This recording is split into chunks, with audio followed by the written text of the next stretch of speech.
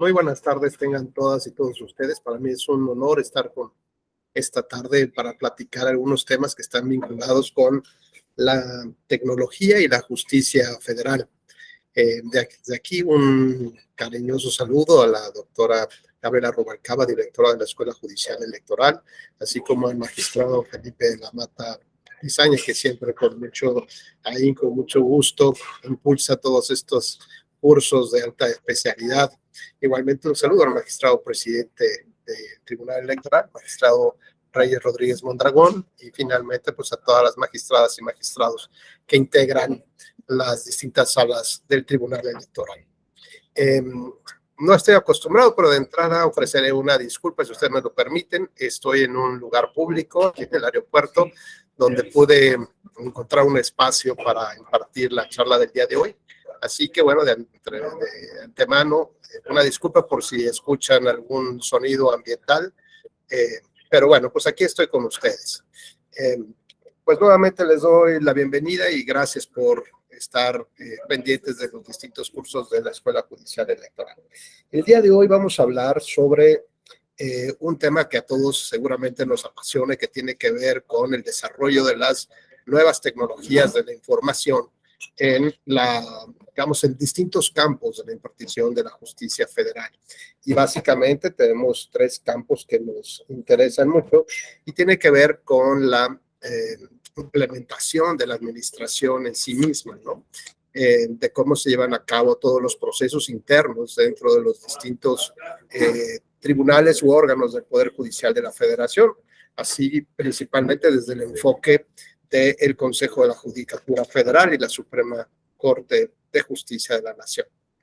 Por otra parte, cómo impactan las distintas tecnologías en estrictamente en la impartición de justicia y en el desarrollo de los derechos humanos, ¿no? Desde el punto de vista del acceso y el servicio público de administrar justamente el tema de la justicia.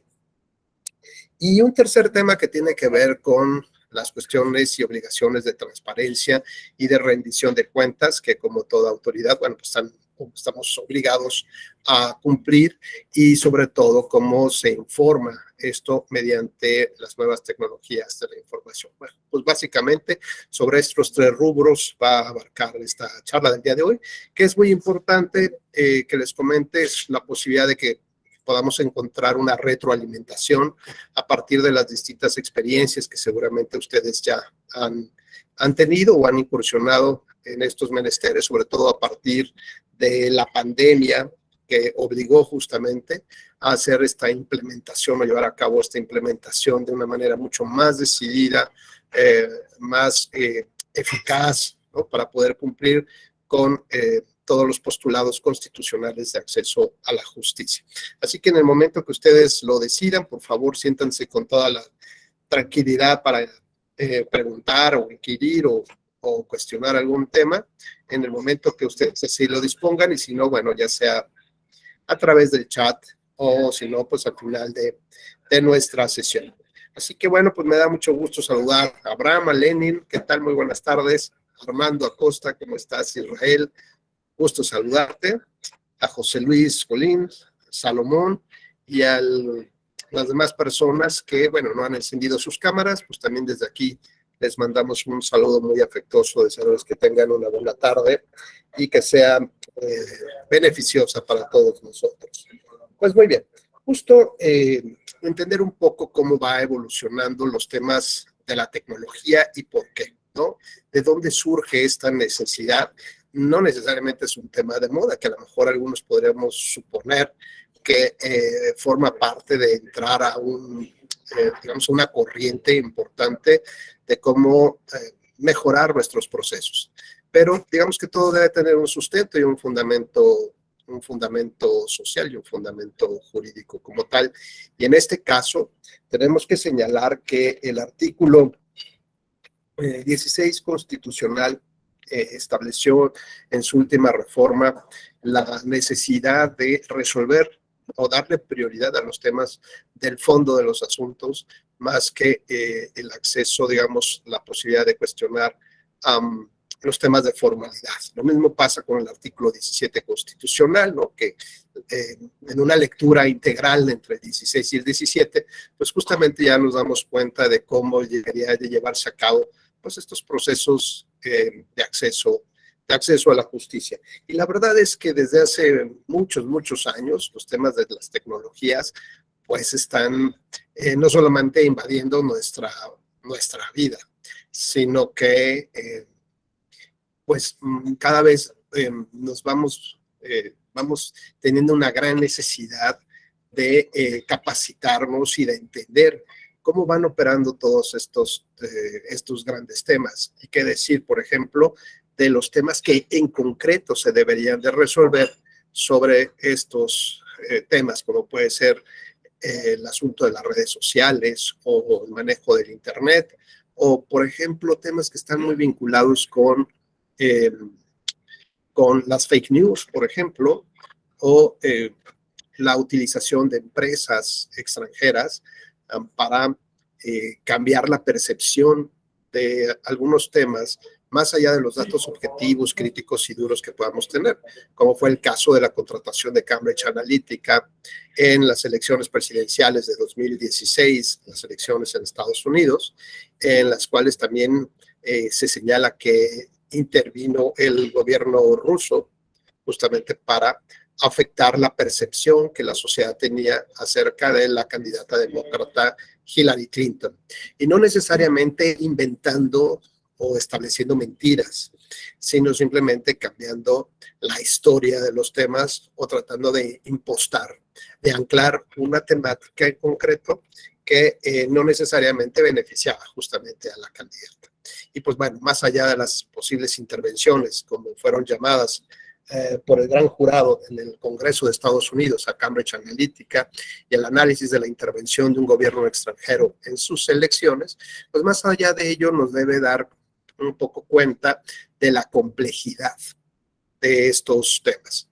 No solamente por la implementación de las nuevas tecnologías para la impartición de la justicia, ¿no? Cómo echamos mano de ellas para agilizar los trámites, para hacerlo más eficaz, más eficiente, más al alcance de las personas, sino que también tienen, digamos, un sustento material o sustantivo, y esto representa pues también ciertas o serias dificultades para los jueces, para poder adentrarse y conocer de estas nuevas tecnologías. ¿Y qué decirles yo? Bueno, todos sabemos que ahora los niños prácticamente nacen con un celular en la mano, ¿no? Tienen una capacidad impresionante de adaptar, de tocar, de saber cómo bajar aplicaciones, ¿no? Seguramente ustedes habrán escuchado, ¿no? Estas versiones, aunque se ven muy jóvenes todavía, pero créanme lo que les digo, que mis hijas son unas especialistas en el tema, y además, ¿saben qué pasa? Que uno va aceptando lo fácil, ¿no? Es decir, si encuentro quien lo haga, pues ya delego esta responsabilidad en alguna otra persona, particularmente pues en las personas de confianza, en nuestros hijos, pero esto al mismo tiempo nos hace alejarnos del conocimiento. Así que bueno, pues los primeros puntos que tendríamos forzosamente que tocar tiene que ver en no solamente cómo implementamos estos mecanismos de tecnologías para facilitar la vida interna de los tribunales, facilitar la comunicación externa de los tribunales y autoridades con otras autoridades distintas al Poder Judicial de la Federación, cómo accesamos como ciudadanos de una manera mucho más ágil, eficiente, a todos estos servicios que ofrecen estas nuevas tecnologías, sino lo importante también sería saber cómo nos estamos capacitando en estas tecnologías para poder cumplir justamente con las finalidades y objetivos que se persiguen al intentar tener tribunales con una justicia abierta, transparente, ¿no? Y que realmente pueda estar al alcance de la ciudadanía, porque hay que recordar, al final de cuentas, la justicia no solamente resuelve casos concretos, no solamente atiende, digamos, al problema jurídico de fondo, ¿no? De trasfondo, lo que viene, y a partir de ahí genera toda una dogmática jurídica, es decir, como estas grandes líneas jurisprudenciales, mediante las cuales trata de establecer los grandes criterios, ¿no? Orientadores para los futuros jueces o los jueces actuales, pero para los futuros casos o futuros jueces que se están formando en este momento, para poder establecer cómo a partir de este punto nuestra sociedad tiene el arranque, es decir, el punto cero de la evolución histórica. Si, por ejemplo, nosotros habláramos de instituciones, por ejemplo, que tiene que ver como, por ejemplo, la representación proporcional o en materia civil, como el tema de la herencia, por ejemplo, pues para nosotros más o menos, insisto, sería medianamente sencillo entender cuál ha sido la evolución de la sociedad desde hace 100 años hasta este punto, y también cómo la cuestión normativa ha ido evolucionando y acompañando los distintos cambios de la sociedad en estas materias, ¿no? Entonces, por ejemplo, hoy tenemos esta capacidad de apertura, de discutir, por ejemplo, si es viable o no en un estado constitucional como el nuestro, regular el matrimonio entre personas del mismo sexo, por ejemplo. Bueno, ¿por qué? Porque ya tenemos, digamos, este conocimiento previo, esta tradición jurídica y sobre todo, hoy en este punto en el que nos encontramos, podemos señalar que es, digamos, es un punto más o menos en el que va concluyendo la historia, la evolución, y es más o menos entendible ver cómo hay familias distintas a las que tradicionalmente se consideraban en algunas épocas, cómo hablar de los derechos fundamentales hoy tiene que ver con el pilar de la argumentación jurídica y de la interpretación normativa, por ejemplo, ¿no? Siempre tratando de ir más allá, de garantizar un poquito más allá, incluso haciendo comparativos con estándares internacionales. Pero el verdadero problema es cuando nosotros fijamos el punto cero a partir de nuestros días.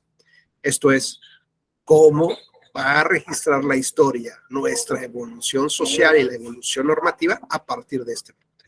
Es decir, cuáles van a ser estas grandes líneas y criterios por los cuales todos como sociedad tendríamos que atravesar y avanzar de alguna manera, ¿no? Y, por ejemplo, decía yo el tema del derecho a heredar, ¿no? Entonces, si un legislador estableciera en una norma hipotética, por ejemplo, que tendría derecho a heredar a aquellas personas que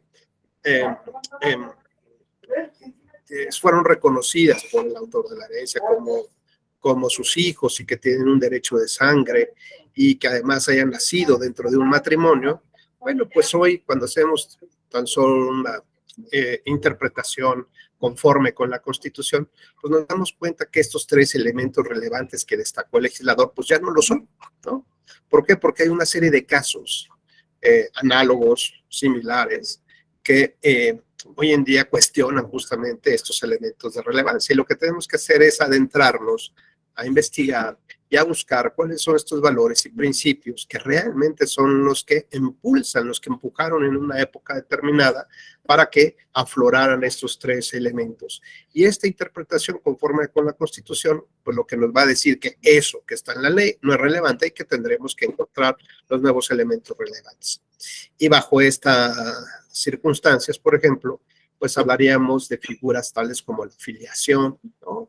Elementos que están comprometidos como la lealtad, como el amor, los compromisos, la transmisión de los bienes, la procuración de la familia, la protección y muchos, muchos otros temas que seguramente están involucrados con la institución de sentirse con un derecho a heredar respecto de nuestros padres.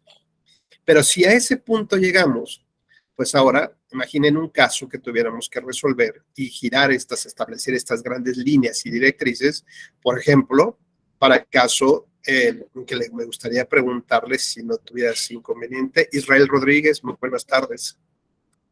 Si pudieras abrir tu micrófono. Sí, buenas tardes. Israel, qué gusto saludarte, ¿cómo estás? Muy bien, gracias. Mucho gusto. Qué amable, muchas gracias. Oye, Israel, pues fíjate, tratando de seguirme en esta línea un poco ahí argumentativa y a bote pronto, en donde a veces encontramos que los elementos relevantes de la norma, de acuerdo a esta evolución histórica de la sociedad y en este análisis legislativo en su evolución, también nos damos cuenta, digamos, que o son caducas o que ya perdieron cierta esencia estos elementos que pueden ser relevantes para resolver un caso. Pero cuando le dotamos de ciertos bríos, ¿no? de vitaminas a estas leyes, pues utilizamos a veces la interpretación conforme con la Constitución.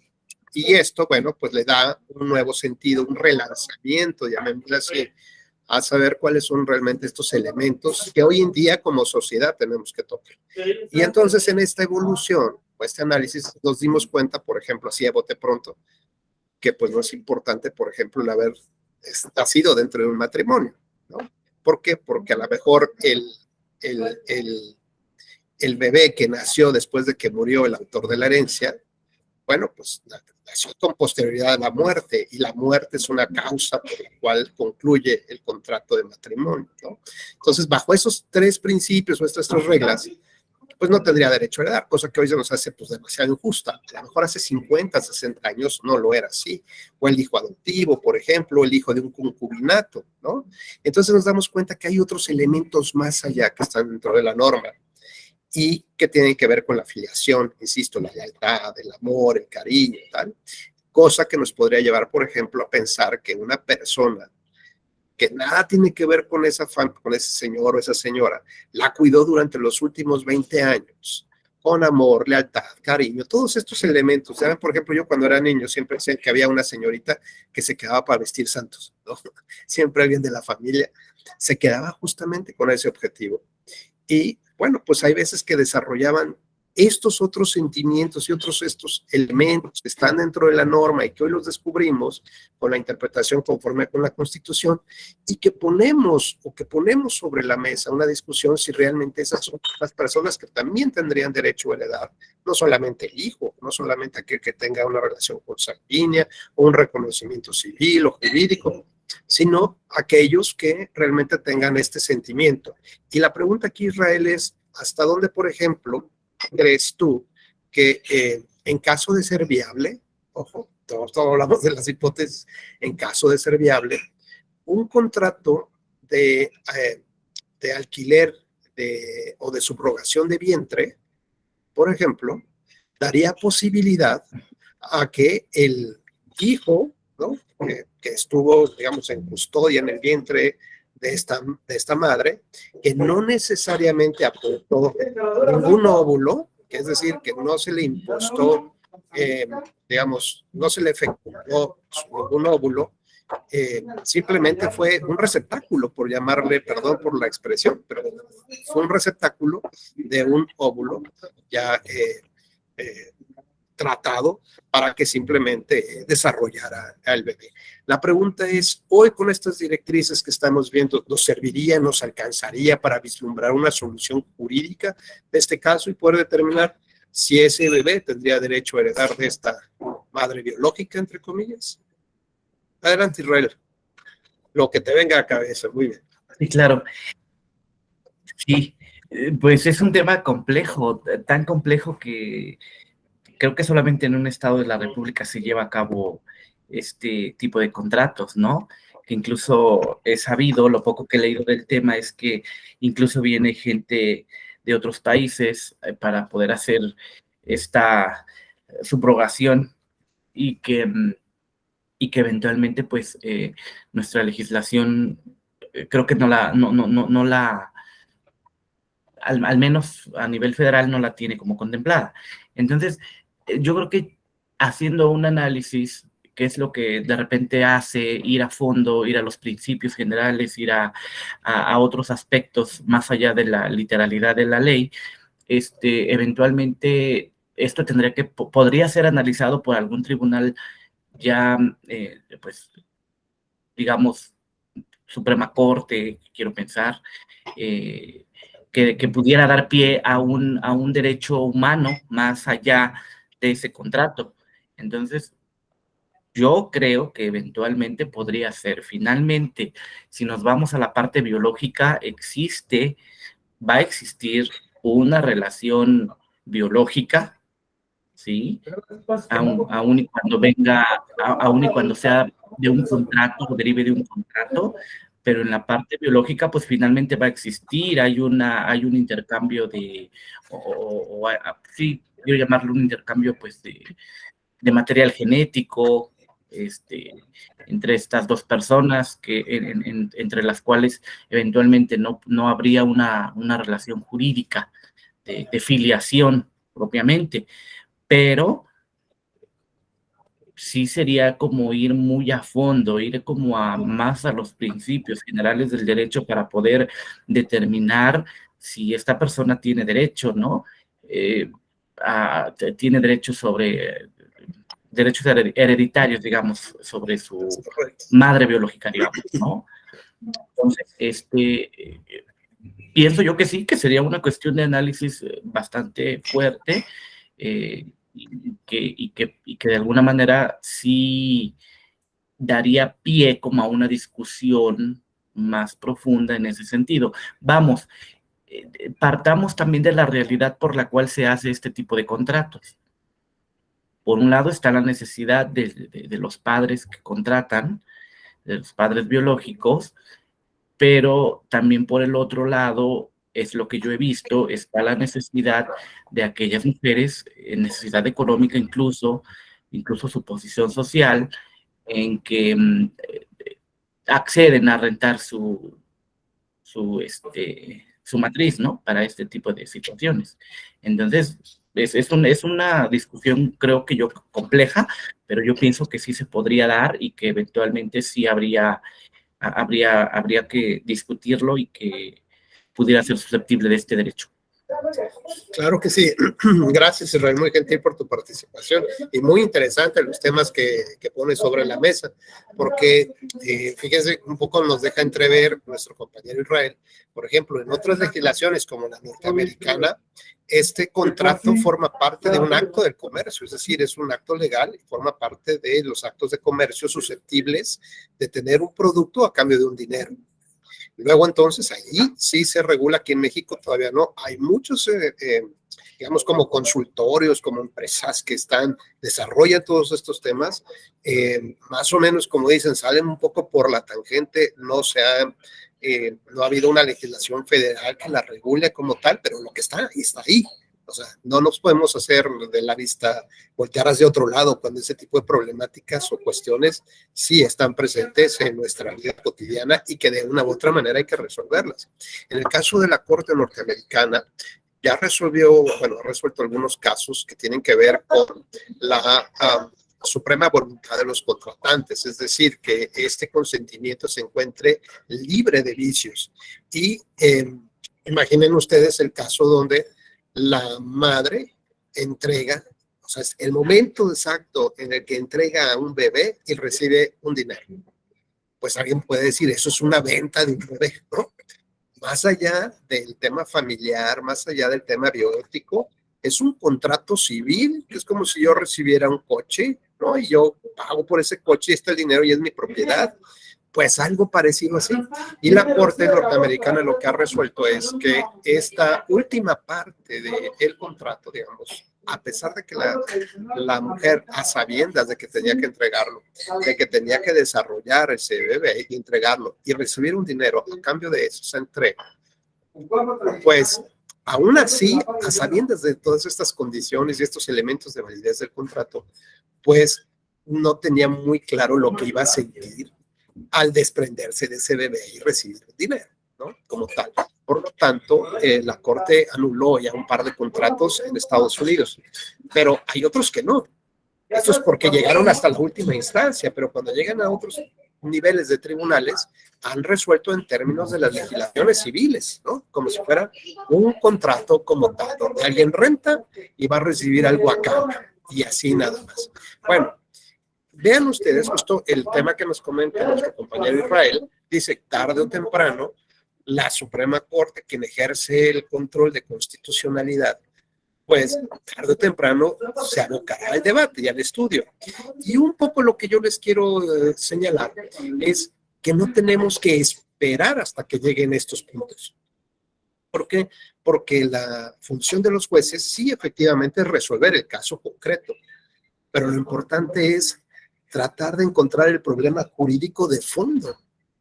Y el problema jurídico de fondo, ¿cómo lo encuentro? Pues a través de la generación de hipótesis, de casos reales o inventados, donde pongo a prueba justamente estas interpretaciones o este redescubrimiento de valores y principios y reformulo mis reglas para saber si estas pueden resolverme con justicia estos casos, ¿no? Como decía yo, el hijo del concubinato, el hijo nacido después de la muerte del padre, ¿no? El hijo adoptivo. Si estos casos, a lo mejor con este redescubrimiento, sí lo pueden resolver. Insisto, ¿por qué, Liliana? Porque lo que hicimos fue hacer una revisión histórica de la evolución social y tú ahorita consideras que es lo correcto, que es lo justo, que todos ellos deben de tener derecho a heredar. El problema es cuando nosotros tenemos que partir del punto cero. Es decir, con la creación, el reelaboración, de relanzamiento de estos valores y principios, ahora tenemos que proyectarlos hacia el futuro y nosotros somos el punto cero. Es decir, nosotros vamos a tener esta capacidad, o deberíamos de tener esta capacidad, por lo menos de debatir cuáles van a ser los grandes temas que vienen en el futuro y que tendríamos que empezar a resolver con los debates. Porque si no, entonces, desafortunadamente, también un poco lo que señala Israel, vamos a tener que esperar a que resuelva caso por caso el tribunal. Y este es uno de los grandes problemas, porque no hay dogmática jurídica, no hay grandes directrices para saber hacia dónde se dirigen estas líneas jurisprudenciales de los tribunales, ¿no? Entonces ya puedes empezar más o menos a debatir incluso qué pasaría si en un futuro, ¿no? Por ejemplo, tenemos un colega clonado, completamente clonado. ¿Tendría derecho a heredar de su clon o no? ¿Por qué? Porque ya tenemos clonación de órganos. Desde el año 2000, fíjense, estamos en el 2022, llevamos 22 años que en Valencia se crea una comisión para discutir la primera ley internacional de comercio de órganos clonados. Desde el año 2000. Bueno, esto que les platico, así como que una ley de órganos clonados, pues a lo mejor todavía está medio futureando y quién sabe qué. No, bueno, esto significa empezar a atender los temas del futuro que nos van a llegar y que nosotros somos quienes tenemos esta responsabilidad de crear dogmática jurídica, no solamente de crear leyes, no solamente de resolver los casos conforme a la creación de esas leyes, sino tercero, establecer nuestras grandes líneas de interpretación, de rescate de valores y de criterios que van, pues más o menos a ir sentando las bases para un futuro, para todos los casos que pudieran irse implementando. Dice, alguien puede decir, bueno, ya maestro, pero pues nadie sabía qué onda con los órganos clonados. Pues no, pero hay muchos otros temas que se pueden encontrar que están vinculados. Por ejemplo, Liliana, si me haces favor de prender tu micrófono, muy buenas tardes, ¿cómo estás? ¿Qué tal? Buenas tardes. Para servirme. Qué gusto saludarte, Liliana. Oye, tu opinión muy sencilla, muy corta sobre el tema de la permisividad o no del matrimonio entre personas del mismo sexo. Una opinión. Sí, no, yo creo que es parte de todos esos complementos de los que tiene que llegarse la ley para ampliar la garantía del ejercicio de los derechos humanos. Porque realmente podríamos en un principio partir de la costumbre, de lo que habitualmente ocurría, ¿no? Que generalmente contraían matrimonio personas de género distinto.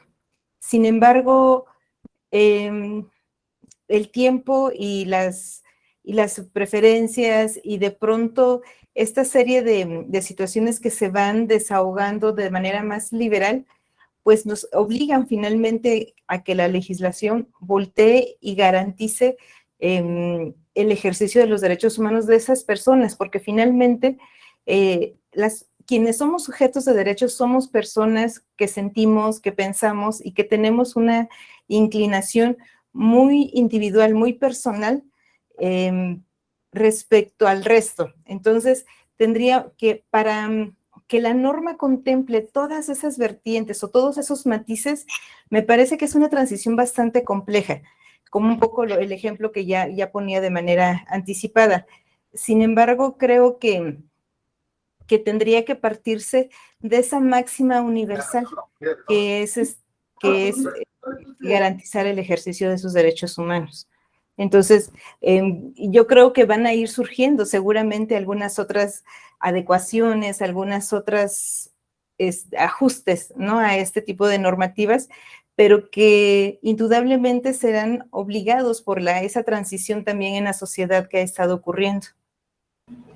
Gracias, Liliana, pues muy gentil con tu participación, y le pedimos de favor a Lenin, si fueras tan gentil, Lenin, que ahora trates, aunque no sea tu postura, pero trates de defender un argumento o dos de aquellos grupos conservadores, ¿no?, de aquellos grupos que tratan de que no se legisle, que no se regule el tema del matrimonio entre personas del mismo sexo. Uno o dos argumentos.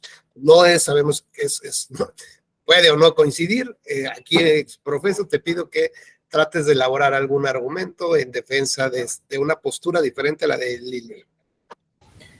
Uy, qué difícil, pero bueno, en el debate público también hay, o he leído mucho de la otra parte también, y ahorita lo pensaba, ¿no? Dice Liliana, es un derecho humano, y estoy completamente de acuerdo, pero uno de los puntos que expresan los grupos conservadores es que el matrimonio es la base de la familia, dicen, ¿no?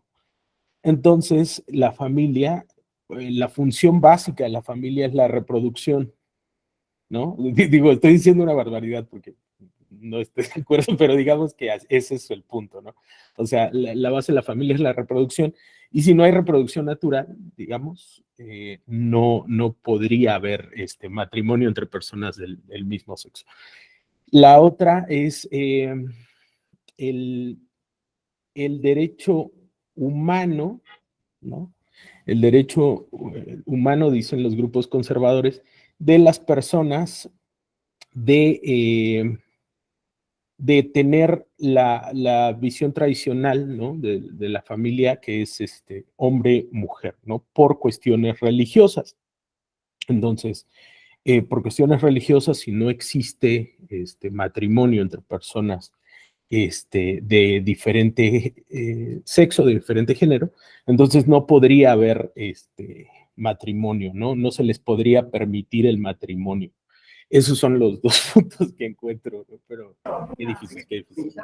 Gracias, Lenin. Oye, Lili, un favor, en el argumento que sostiene Lenin sobre que se casarían dos personas con la finalidad de procrear la especie, ¿crees que hay algún caso que acepten los conservadores que no cumpla esa finalidad, pero que acepten el matrimonio hoy en día? Bueno, a lo que estaba también viendo, existe esta parte de ellos dicen, o bueno, el grupo conservador dice que mientras sea una unión civil no llamada matrimonio, ¿no? Que es como una especie de contrato, ¿no? Es una especie de contrato entre dos personas del mismo sexo, ya con eso, que se sientan contentos y ya, pero matrimonio no se llama, o sea, matrimonio no puede llamarse. Sí. Perfecto, Lenin, muchas gracias. Adelante, Liliana. Sí, es que yo creo que habría muchas otras formas. Digo, sí, esta parte del debate que plantea Lenin, como que nos va generando ideas también, ¿no? Dices, sí es complejo. Yo diría que... A ver, te pediría, para centrar un poco el debate, sí. Trata de darme un caso mediante el cual derrotemos el argumento de Lenin de que los conservadores aceptarían un matrimonio que no necesariamente, está clarísimo, va a tener el objetivo de procrear la especie. Yo me iría por el lado de la familia, ¿no? Las personas del mismo sexo podrían tener acceso a la adopción de hijos. A ver, no. Regresamos un poco. Okay. Necesito que encuentres un contraargumento a el planteamiento de Lenin. Es decir, que le digas, mira, Lenin, dime si los conservadores o católicos o religiosos aceptarían esta circunstancia dentro del matrimonio y que evidentemente no tenga que ver con la procreación de la especie. Podría ser, plantear como objetivo principal del matrimonio la ayuda mutua entre las personas. O sea, eso finalmente, Claro, partimos, ajá, pero un supuesto donde genéticamente es imposible que puedan tener bebés y que se puedan casar y que lo acepten en el matrimonio. no me queda claro, a ver. Por ejemplo, ¿tú crees que dos personas Ajá, solteras ya de 80 años en el hecho de muerte se puedan casar? sí, Bueno, entonces digamos, aquí tenemos un contraargumento ok. a la postura de Lenin que decía, que hablaba sobre la finalidad del matrimonio, que es la procreación de la especie, ¿no? Por eso me iba un poquito sobre el tema de la ayuda mutua, ¿no? Ujú. Con la intención de que a lo mejor no vamos a procrear, a lo mejor ya nuestro planeta está muy poblado, que además es cierto, pero que nos unamos con alguna persona del mismo, de distinto sexo, con esa intención de procurarnos una ayuda mutua, ¿no? De ver el uno por el otro. Sí, oye Lili, bueno, pues de esta Sí. manera, pues ya vimos que, perdón, vamos derribando poco a poco los argumentos que establecen, por lo menos hasta aquí, una postura conservadora. Pero fíjate que Lenin fue muy acucioso en la parte final, no quiso sin dejar el mensaje ahí, ¿no? De decir, bueno, a ver, estamos de acuerdo, mi grupo que yo represento, estamos de acuerdo en que se le respeten todos los derechos que tenemos dentro del matrimonio, todos. Nada más cámbienle de nombre, no le digan matrimonio. Ya les vamos, no me hablen de que hay desigualdad, que hay discriminación. Ya, nosotros estamos dispuestos a firmar un documento de reconocimiento de todos sus derechos. Solo lo único que pedimos, no le llamen matrimonio, pónganle abducción, pónganle, no sé, maradonismo, no sé, pónganle el nombre que quieran.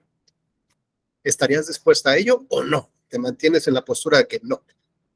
Porque estos digamos, estos liberales quieren que también se llame matrimonio. ¿Cómo de que no? ¿Tú qué Sí, opinas? claro. Yo creo que tendría que ser, que podría acceder siempre y cuando el término que se le asigne quede entendido para la sociedad de que se trata de una unión, que se trata de una unión con la intención de una vida conjunta, ¿no? Una cuestión Sí, así. dice Lenny que se llame Unión de Dos Chiflados. Ándale, como quieran llamarse, no sé. Pero, digamos, ¿tú crees que el grupo la visión que tú representarías, estaría de acuerdo con eso o insistiría en que forzosamente tenga que llamarse matrimonio? ¿Tú qué Creo que opinas? sería muy insistente en el tema del término, del matrimonio como tal.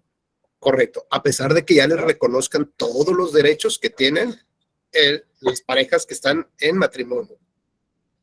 Insisten en que también debe llamarse matrimonio. Sí. Bueno, fíjense, gracias Liliana y gracias Lenny nuevamente. Fíjense que estas dos posturas que aparentemente son radicales y no hay ningún punto de unión, también se complementan de alguna manera con la idea de que el Estado siempre, por ejemplo, los que opinan sobre esta liberalidad, que el Estado siempre ha apoyado un tipo de familia, a la Iglesia Católica, etc., etc., etc., ¿no? Y que siempre ha propugnado, defendido, impulsado un tipo de matrimonio específico, que es un hombre y una mujer. Y entonces, este mismo argumento son utilizado por, digamos, esta visión conservadora para decir, bueno, si ahora quieres exactamente lo mismo, es tu mismo argumento el que te regreso, es decir, que ahora él será el Estado el que impulse, propugna, protege la reunión o la unión de los homosexuales, ¿no? Es decir, siempre vamos a encontrar argumentos que están en oposición y en lugar de que tengamos como jueces la función no solamente de resolver el caso de sí o no procede en este control de constitucionalidad esto que hizo el legislativo de tal estado o el legislativo federal, como quiera, ¿no? Segundo, no solamente se trata, insisto, de resolver el caso, sino establecer estas grandes directrices hacia futuro. Ante estas dos posturas, digamos, lo único que vamos a tener es un argumento de la legitimidad democrática de las mayorías. Esto es, como acabamos de ver hace un par de semanas en la Corte Norteamericana, donde resolvieron cancelar un criterio que venía funcionando desde los años 60, que, digamos, en este boom de los derechos civiles que protegía a manera federal a las mujeres que decidían abortar, ¿no? Es decir, que no hubiera legislaciones locales que prohibieran ese tema, sino que estaban más o menos cubiertos por este manto. Pero esto, digamos, como sociedad no nos los podemos permitir en cuanto a que solamente son las mayorías las que hoy van ganando y un nuevo Congreso pueda cambiar las cosas en próximos 3 años o en 6 años, ¿no? Eso no, porque si no, no se establecen estas grandes directrices. Y lo que ha pasado aquí en este debate entre Lenin y Liliana, y lo que ha pasado, lo que demuestra en la sociedad, es que nos falta invitar a una tercera persona, a un tercer ente, para entender, entonces, de manera compleja el fenómeno, ahora sí, ¿no? En todas sus versiones, en todas sus visiones, y es al Estado. El Estado tiene que ver, o sea, lo invitamos a este debate, no para que nos diga qué quiere hacer, más bien nosotros como sociedad, qué tipo de Estado queremos. Queremos un Estado, por ejemplo, Abraham, tú te ubicas en alguna época que tus padres te obligaran a casarte con una persona, ¿no? Y dijera, no, no te cases, o si te casas con la vecina, pues los hubieras mandado a volar seguramente, ¿o no? No, Abraham dice, pues bueno, todo depende, ¿no? Pero en términos generales, nosotros no aceptaríamos eso. ¿Por qué? Porque queremos que haya libertad, ¿no? Y es decir, que haya padres que sean, digamos, que propugnen, que aflore en ellos la libertad, que el reconocimiento de la libertad de nuestras decisiones. Y aquí pasa exactamente lo mismo. Queremos un Estado que nos regule o a un Estado de libertades. Entonces, para empezar es lo que tenemos que preguntar, ¿qué tipo de Estado queremos como sociedad? ¿Qué tipo de Estado estamos construyendo como sociedad? Porque si no, pues ahí va a estar el debate entre Liliana y Lenin, ¿no? Y afortunadamente, aunque cada uno está en un cuadrito separado, pero al rato van a empezar a aventarse los folders y va a haber manifestaciones y el problema no se resuelve. ¿Por qué? Porque no tenemos claro cuál es el tipo de Estado que la sociedad está exigiendo para este tema en concreto. Y entonces me parece que si existe el derecho, el reconocimiento, el derecho humano para que todas las personas puedan decidir, uno, si quieren compartir su vida con alguien. Primero que nada, bueno, a mí no me interesa casarme, yo quiero ser soltero toda la vida. Ese es mi derecho fundamental y lo tiene que respetar el Estado.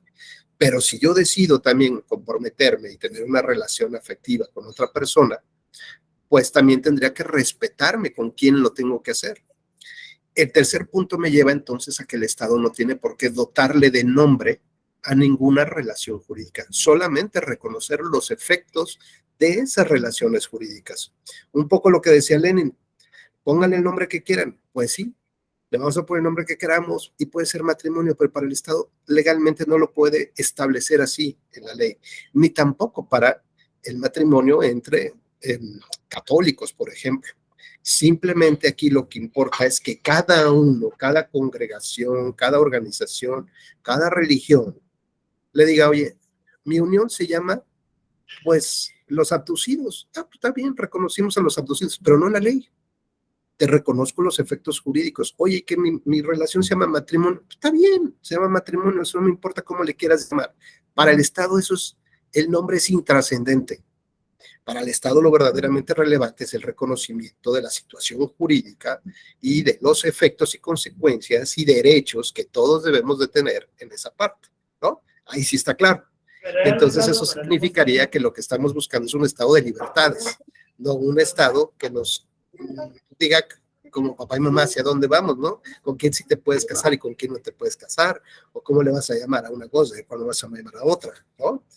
Pero este tema, si nosotros lo analizamos en esta dogmática jurídica como el ejercicio que hicimos con Israel, es decir, de ver hacia futuro, hacia dónde nos vamos a mover, nos debería de llevar a pensar primero, ahorita que estamos rescatando otros valores y principios que están relacionados con el tema del matrimonio, ok, están relacionados con estos derechos fundamentales que unos y otros aceptarían de que efectivamente deben hacerse efectivos. La pregunta es, Lili, ¿solo con dos? Si yo exijo un estado de libertades, el Estado tendría que reconocer mi relación de matrimonio, o como le quiera yo llamar, de abducidos de 4 o de 5, si exijo un estado, o resulta que ahora los liberales son más conservadores. Tendría que ser así. Yo creo que sí. A mí la parte que en la que reflexionaba un poquito cuando lo escuchaba, es sobre el tema de la certeza. O sea, si cada quien le va a llamar como sea, o lo va a asumir como sea, esa unión, que ahora decimos no puede no ser nada más entre dos personas, ¿no? Sino entre más, no generaría un poco de incertidumbre. O sea, ahí no el Estado es quien tendría que dar certeza justamente a todo lo que engloba ese contexto de la unión entre esas personas y qué ocurre, hasta dónde llega ese vínculo, a qué derechos los lleva con esos vínculos. Claro que sí, Lili, pero entonces ya pondríamos a trabajar al Estado. Ok, ahora sí, el Estado ya tendría funciones claras, cómo trabajar, proteger, garantizar, desarrollar, maximizar, ¿no? Modificar leyes del IMSS, todo lo que tú consideres que deba de ser. Pero fíjate cómo el debate, ¿no? El debate de los valores y de los principios para elaborar estas grandes líneas de jurisprudencia, por llamarle de alguna manera, de debate social, nos lleva a reflexiones mucho más profundas, porque entonces ya no es el tema de si le vamos a poner Juan o le ponemos Margarita, ¿no? ¿Qué nombre le ponemos al bebé? No, ese ya no es el debate es mucho más profundo y tiene que ver otra vez con lo que les decía yo hace ratito, Lenin y Lili, el punto cero. Nosotros somos ahora el punto de inflexión, hacia dónde va correr nuestra sociedad, nuestras nuevas generaciones. Y nosotros tenemos esta gran responsabilidad de debatir sobre valores y principios constitucionales que irían, digamos, a modular de alguna manera, por lo menos el debate, darle oportunidad a los jueces, a los futuros jueces o a las futuras sociedades, ¿no? Sobre estos temas, que puedan ya estar más involucrados y que no sea pues un ataque de pedradas, ¿no? Ahí enfrente del Senado para ver quién grita más, o como en el programa de Chabelo, a ver, el que aplauda más va a tener en este momento la posibilidad de triunfar, ¿no? Y si cambiamos a un partido conservador, pues nos van a cambiar la ley. Si cambiamos a otro, pues va a cambiar la ley. Y eso, como sociedad, no lo nos podemos permitir, ¿no? Bueno, pues hasta aquí llegamos en esta primera charla que ha sido para mí muy importante. Dirán, ¿y esto qué tiene que ver con la justicia digital? Bueno, pues sí, tiene que ver mucho. ¿Por qué? Porque dijimos que la justicia digital va en 3 órdenes. El primero es el cómo operamos en lo interno, ¿no? Desde la propia institución, desde el Poder Judicial de la Federación, cómo se conectan, cómo se comunican los distintos juzgados, los distintos jueces, entre el juez y la actuaría, entre oficialía de partes, es decir, la comunicación interna que agilizaría definitivamente hasta un turno, ¿no? Como tal. Ese es, digamos, el primer tema. El segundo tiene que ver con cómo utilizamos, cómo acercamos la justicia a la sociedad para que pueda desarrollar de una mejor manera una protección de sus derechos fundamentales, ¿no? Y lo vimos en el tema de la pandemia, que creo que nos quedó a todos muy, muy claro, donde había tribunales que cerraron, había magistrados que trabajaban desde videoconferencias en distintos lugares y había casos donde la justicia pues quedaba detenida, ¿no? Donde le obligabas a los ciudadanos a ir a presentar las demandas con el riesgo, ¿no? De que te fueras a contagiar y que pudieras fallecer prácticamente por este riesgo, abogados, jueces, etcétera, etcétera, etcétera. Entonces nos puso de rodillas como sistema, al sistema mexicano, el sistema de justicia mexicano, para decirnos, ¿no? Fue un llamado de alerta, de decir, hay que hacer algo, mejorar las cosas que tenemos, hay que pedir más dinero, más recursos, necesitamos más tecnología, diferente tecnología, entenderla, aprenderla, capacitarnos para saber, vaya, desde cómo damos una clase en Google Teams, ¿no? Que cómo accedemos a aprender el micrófono, prender la cámara, cosas de ese estilo. Bueno, todo eso requiere una gran capacitación. Y el tercer punto es cómo la dogmática jurídica, además de cumplir con temas de transparencia y rendición de cuentas y tener un tribunal de justicia abierta, pues también cómo elaboramos estas grandes dogmáticas, o sea, cómo nos van a servir para difundir, para crear, digamos, bases de datos, cómo vamos a tener sistemas específicos de búsqueda, por ejemplo, de estándares internacionales que están relacionados con libertad de expresión, con tratados internacionales, por ejemplo, la Convención Belén do Pará, que habla de los temas de las mujeres y que tengan el derecho a vivir una vida libre de violencia. O sea, ¿cómo acercamos todas estas herramientas tecnológicas, pero realmente a la comunidad? Entonces, ya vimos que no solamente la función de un juez es resolver un caso. La función de un juez va es mucho más profunda, ¿no? Es casi como usar lentes 3D, como ver cómo se mueven los distintos elementos del derecho, de la historia del derecho, de la institución jurídica, y tratar de proyectarlas hacia futuro para poder analizar hasta dónde estos criterios que estamos recuperando, no que estamos inventando, que estamos recuperando, que están dentro de la norma, nos van a servir para graduar de alguna manera, por lo menos, el debate a futuro. Y no estar esperanzados en que nuestra sociedad, pues, es que dependiendo ahora de qué caso se presente, pues será, ¿no? Ahí a lo mejor ya llevan 3, 4 años en la Suprema Corte de Israel, ¿no? Y no se pueden resolver los grandes temas, ¿no? Ahí están atrasados, esperando a lo mejor que haya una nueva integración. Quién sabe si en la política judicial también muchas resoluciones obedezcan a esos temas, ¿no? Pues nosotros, ¿no? Que sean los del futuro, los ministros del futuro que resuelvan estos grandes conflictos. Bueno, pues decíamos entonces, adelante Israel, por favor. Sí, en relación a eso último que comentaba sobre el papel de los jueces y de pues todos los tribunales en general, ¿no? A mí me parece que en los últimos tiempos ha habido como mayor apertura, quizá de ellos, como que se ha dado más por transparentar, cosa que antes no ocurría. No sé, se me viene a la mente, por ejemplo, aunque es algo quizá que pareciera mínimo, las conferencias que da el ministro Saldívar, por ejemplo, ¿no? Que me parece un acto de apertura, el hecho de que ya los jueces que finalmente siempre tienen como un papel muy intocable, son lo máximo, ¿no? La máxima autoridad siempre.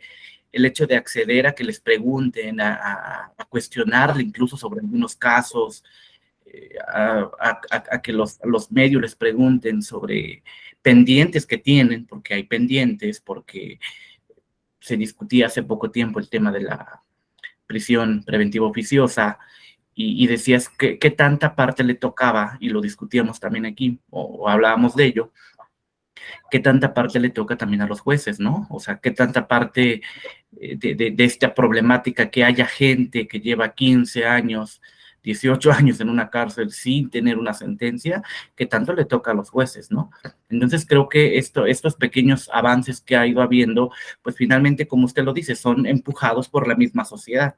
La misma sociedad es la que va ganando espacios, va ganando el reconocimiento de sus derechos, el reconocimiento de los derechos de las minorías, por ejemplo, ¿no? Y que finalmente pues los impulsa la sociedad, ¿no? Pero a mí me parece que es un acto de apertura muy bueno esto que ha ido ocurriendo a últimas fechas con el Poder Judicial sobre todo, ¿no? Claro, oye Israel, pero fíjate que, como bien señalas, ¿qué tal si no viniera acompañado con las redes sociales, por ejemplo? O como la publicación de algún proyecto, ¿no? Ahora, por ejemplo, el Tribunal Electoral publicó, según lo vi en las redes sociales, publicó el proyecto de la elección de gobernador en Tamaulipas, entiendo. No digo, yo no lo he abierto, no lo he visto, así que, pero bueno, ¿qué tal si no viniera acompañado con un desarrollo de difusión, o sea, con el desarrollo de tecnologías y con una difusión y la máxima publicidad al respecto, ¿no? Entonces, fíjense cómo el tema tecnológico está muy vinculado también con la máxima publicidad de las actuaciones de los jueces, porque si no, pues ¿de qué serviría? Lo fijé en los estrados y de ahí ya nadie se va a enterar, ¿no? Y efectivamente, como señala nuestro compañero, estos espacios de apertura que son siempre bienvenidos, a veces nos mueven el tapete, ¿no? A veces uno cuestiona, ¿y por qué ahora los jueces están publicando un proyecto, ¿no? Porque ahora la Suprema Corte está aceptando una especie de amicus curiae, donde está escuchando a expertos científicos, ¿no? Peritos que están relacionados con el tema del aborto, por ejemplo, ¿no? El desarrollo del embrión y del sistema nervioso central, etcétera, etcétera, ¿no? Pero bueno, finalmente nos sacude un poco como sociedad, pero pues es que nos debe invitar justamente a avanzar hacia esos puntos. Hoy en día ya para nadie sería, digamos, nadie sospecharía algo raro acerca de que un tribunal publicite un proyecto, ¿no? De manera anticipada, ¿no? Que contribuya justamente al debate. Bueno, pues esos son temas que tienen que estar muy bien vinculados con el acceso a la información, a estas reglas de transparencia y rendición de cuentas. Entonces decíamos, gracias por tu participación, decíamos que no solamente el artículo 17 constitucional establece, ¿no? O debemos de vincular el 17 constitucional con el sexto, el 17 que nos habla justamente del acceso a la justicia en los plazos y términos que desarrollen las leyes. Bueno, ustedes saben que una de las piezas básicas, centrales del sistema de los derechos humanos, pues tiene que ver con el sistema de impartición de justicia. Yo en prácticamente todas mis charlas, siempre he hablado del famoso juego del Jenga de los derechos humanos. No sé si alguien ya me habrá escuchado hablar sobre él, pero bueno, este juego del Jenga justamente tiene como finalidad, si alguno no lo ha jugado, es tiene varios niveles y va poniendo como fichas, ¿no? Entonces uno selecciona una ficha y la pone en un nivel mayor, en un nivel superior. Hagan de cuenta que cada ficha tiene un nombre de un derecho fundamental. Una se llama libertad de expresión del ciudadano. Una ficha cafecita. Otra ficha que no es café, pero es dorada y es doble, se llama libertad de expresión del periodista. ¿Y por qué es doble? Pues porque tiene una doble dimensión, la del ciudadano que se expresa y la del periodista que contribuye a informar y a crear una opinión informada de la población.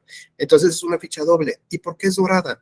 Porque esta requiere un refuerzo especial de protección del Estado, ¿no? Entonces, cuando entra en colisión esa ficha, por ejemplo, con otra que se trata de otra fichita, por ejemplo, que se trata de el derecho a la imagen de un candidato, vemos que esa en particular es de la mitad del tamaño de las normales, ¿no? Y caray, vamos a las reglas del juego y por qué es la mitad. Bueno, porque hay una explicación que nos dice que quien se coloca en el debate público ve con mayor intensidad restringidos sus derechos fundamentales, ¿no? Está sujeto a la crítica, a la observación, al debate, incluso a una crítica muy fuerte, ¿no? Sin caer en mentiras que constituyan delitos, ni mucho menos.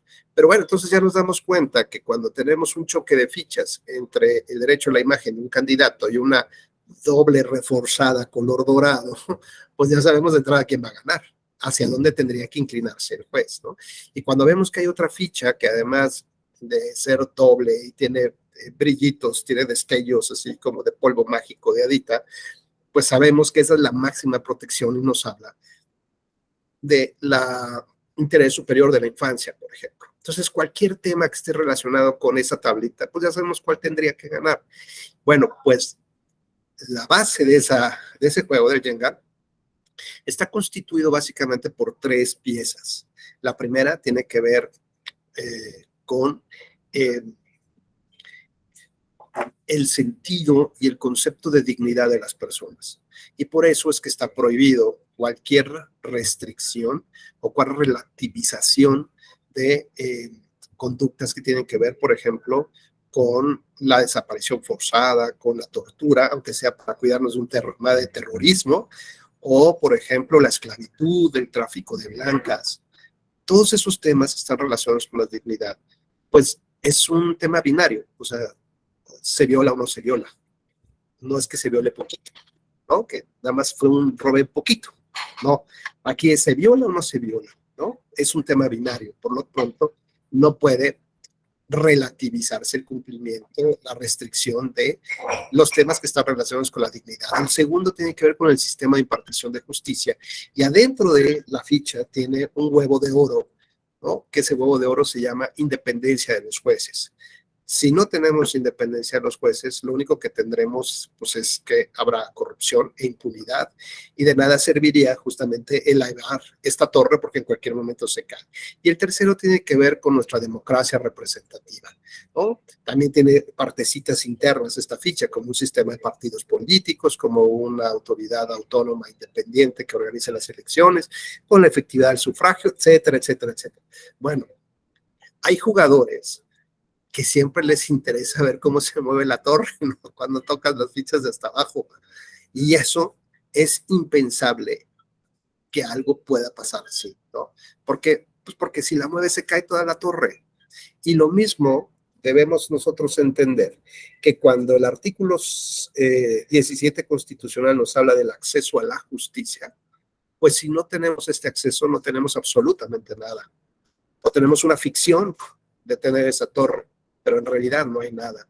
Y ese acceso a la justicia, entonces, implicaría que para que realmente podamos, los jueces puedan respetar estos derechos fundamentales en los casos concretos, y además elaborar toda esta dogmática de largo plazo, de largo alcance que hemos ya establecido, pues lo juntamos con el artículo, lo vinculamos con el artículo 6 constitucional, tercer párrafo, apartado B, fracción 1, que habla del derecho de acceso universal, equitativo y asequible y oportuno a las tecnologías de la información y de la comunicación, así como a integrar a la población a lo que le denomina la sociedad de la información y del conocimiento, lo que eso implique, la sociedad de la información y del conocimiento.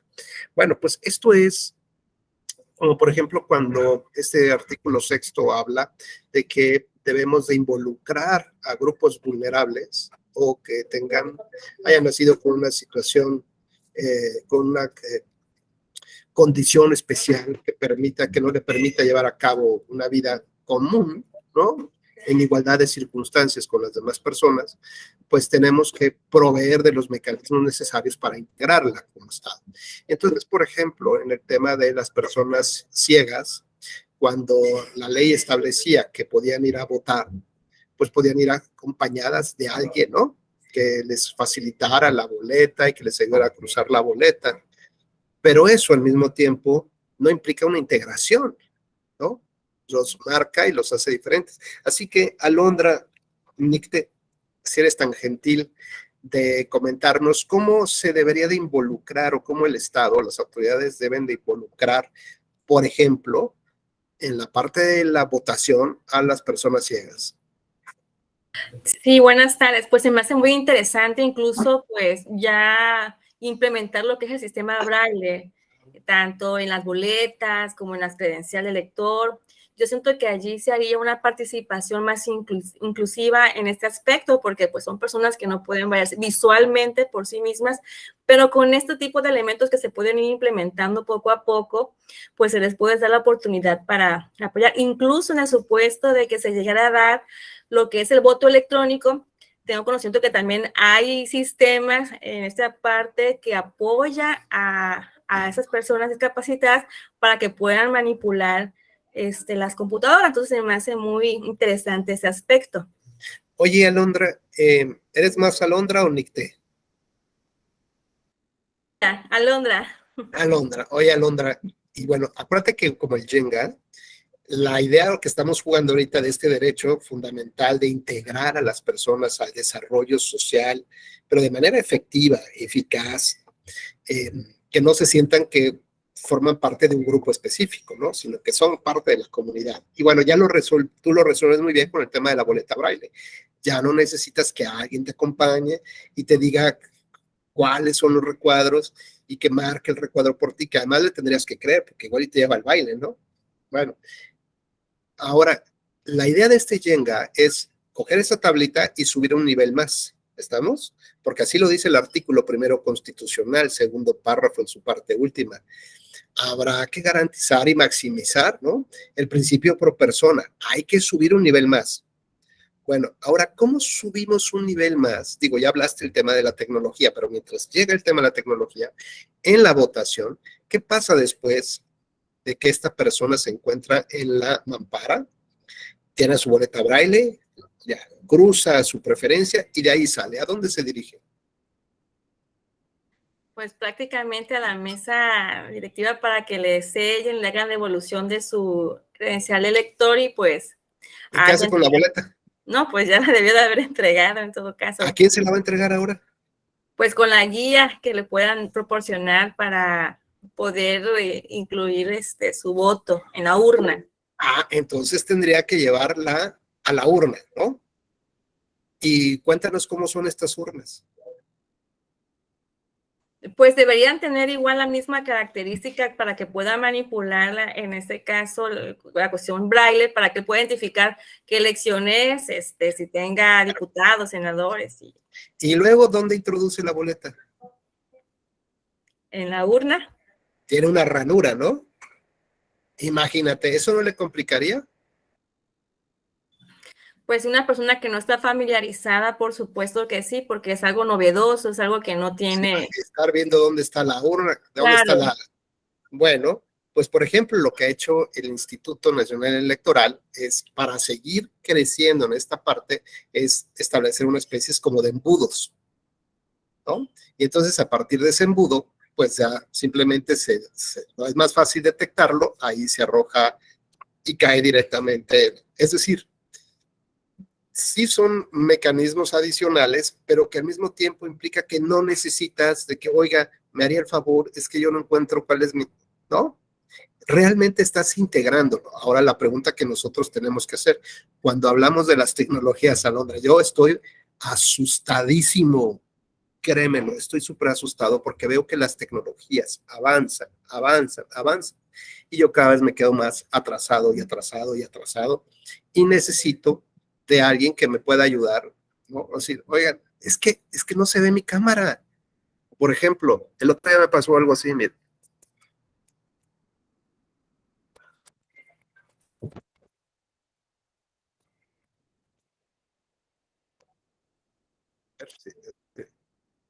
¿No? Y yo, es que no me veo. Y ya había empezado mi clase. Y yo no me veo, y ya no me veo. Hasta que, bueno, pues llegó mi hija y me dijo, a ver, espérame, papá. Ya, le apretó un botoncito arriba y yo, eso no puede ser, qué inútil soy. Bueno, pues esto que en realidad no es que sea una alta tecnología, imaginemos cuando ya realmente nos involucramos con las tecnologías de información, ¿no? Como por ejemplo la firma electrónica. Y entonces, ¿cómo? La pregunta es, ¿cómo acercamos entonces a la sociedad, ¿no? Al acceso de las tecnologías de la información? O sea, me parece padrísimo que eso lo vamos a ver así un poco de repasada, lo que ha hecho el Consejo de la Judicatura Federal y la Suprema Corte de Justicia de la Nación en el contexto de lo que le llaman la justicia electrónica, ¿no? A mí me parece que es relevante, bueno, lo importante es tenerlo. Pero el segundo punto, que es aquí la invitación para la reflexión, es, bueno, ahí está. Ahora la pregunta es cómo elaboramos los conocimientos, cómo generamos el conocimiento y la capacitación, uno, para todos los jueces, magistrados, ministros, secretarios, oficiales, etcétera, etcétera, todos los servidores públicos, porque recordaremos que la justicia, el sistema de impartición de justicia, es un sistema de acceso al público y que además debe de tener, cumplir con ciertos principios como de un servicio público, donde debe de tener por lo menos datos de máxima eficiencia y efectividad. Yo no puedo ir a hacer un trámite de mi pasaporte cuando me dicen que me van a tardar 2 años en resolverme un pasaporte. O sea, sería absurdo una licencia de manejo. Y cuando voy con un tribunal, más o menos pregunto y me dicen, no, pues este caso debe ser unos 17 años, como el tema de la prisión preventiva oficiosa del colega que su asunto lo está resolviendo la Corte Interamericana de Derechos Humanos, ¿no? O, pues no, normalmente se va a tardar unos 10 años, o amparo, la suspensión, o famoso buscapiés, ustedes sabrán, yo no sé mucho de eso, pero te va a tardar tanto tiempo. Y entonces, ¿cuál es real ejercicio de acceso a la justicia del ciudadano, ¿no? Sobre todo que tenemos que subir la tablita, bueno, ponerla en un nivel, o sea, ok, no la movemos, estoy de acuerdo, esta forma parte de las bases, pero tenemos que reelaborarla, ¿no? Fortalecerla y generar las condiciones necesarias para que toda la sociedad que requiera el acceso a la justicia tenga esta capacidad de sentirse, pues que es como si fuera a presentar un escrito, ¿no? Que tenga esta sensación de facilidad de abrir la computadora, de tener el contacto por internet para poder llevar a cabo todos estos procesos, porque igual, si nada más lo dejamos para un grupo de especialistas, pues evidentemente vamos a necesitar, como la persona ciega, no solamente va a necesitar la persona que le acompañe a la casilla, la persona que además le lea, la persona que lo regrese, ¿no? Y la persona que le ayude, o sea, van a estar 4, 5, 6 o a todo un staff simplemente para poder ejercer un derecho fundamental, cuando en realidad lo que tenemos que hacer es ejercer nosotros, por nosotros mismos, estos derechos fundamentales. Entonces, digamos que estos 3 tópicos sobre los cuales ha abarcado la justicia digital, digamos que ahorita vamos a hacer un recorrido con lo que tiene que ver con el fortalecimiento de la impartición de la justicia. Y esto, bueno, pues nos indica primero que nada es si hay competencias, si hay facultades establecidas en la ley para poder hacerlo o no. Bueno, pues hay muchas legislaciones, legislaciones adjetivas, que prevén de manera expresa ya la posibilidad de tramitar distintos procedimientos por medio de procedimientos electrónicos, ¿no? Como tal, como es en materia de amparo, penal en el sistema acusatorio adversarial, el fiscal, el contencioso administrativo, el laboral y el mercantil.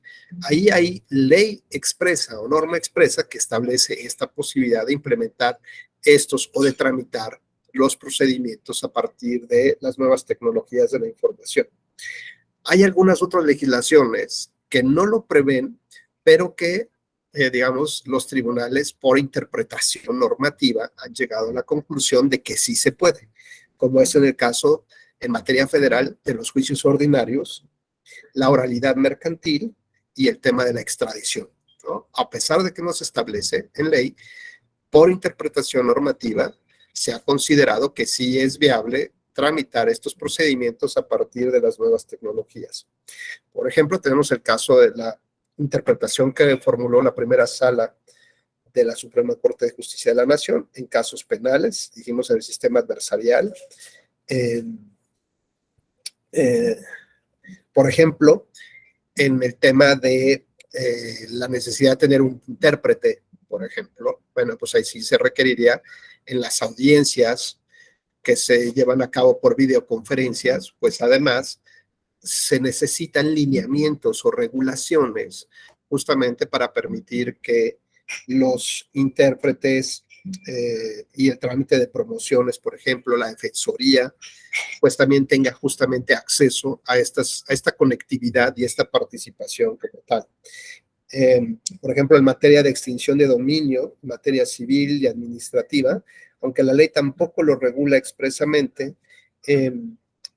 se ha tratado de implementar. Como ven ustedes, pues aquí el fundamento está en el artículo 17 y en el 6º constitucional, ¿no? Ese es el fundamento constitucional para poder abrir distintos o la mayor parte de los procedimientos, son más o menos 40 procedimientos los que maneja el Consejo de los Jueces y órganos del Consejo de la Judicatura Federal, y en todos ellos prácticamente ya se tiene acceso a estos procedimientos o a la tramitación de estos procedimientos a partir de las nuevas tecnologías de la información, como por ejemplo el tema de las notificaciones electrónicas.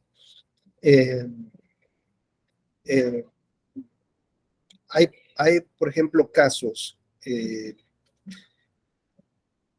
en materia de notificaciones, por ejemplo, cuando varios abogados o varias personas autorizadas en un expediente, en una demanda, solicitan, digamos, este reconocimiento como tal, uno de los primeros temas que le preocupaba a la implementación de estos mecanismos era un poco lo que nos decía nuestra compañera, ¿no? El tema de la certeza.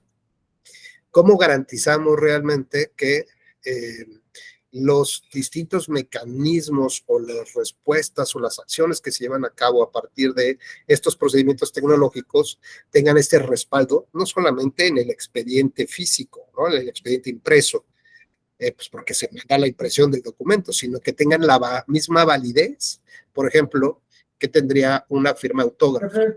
Y entonces, bueno, se implementaron mecanismos como la firma electrónica o la fiel, ¿no? Y necesitabas, Genis, Andrés, un órgano certificador de ese procedimiento. ¿Tú sabes quién certifica que esas firmas correspondan a esas personas?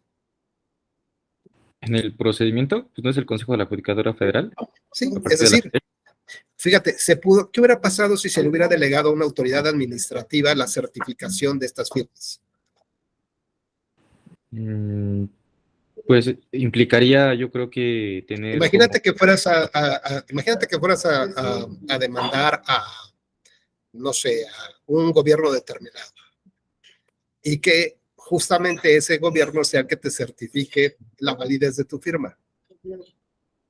Bueno, podría usarse en forma contraria al interés que yo tengo, ¿no? De cierta forma. Claro, a decir, esta yo ni la conozco, este colega ni existe, ¿no? ¿Para qué? Pues para quitarse de encima un problema. Por eso es que fue necesario, por ejemplo, la elaboración, generar una estrategia de ver qué organismos son los que iban a certificar estos procesos. Adelante, Genis.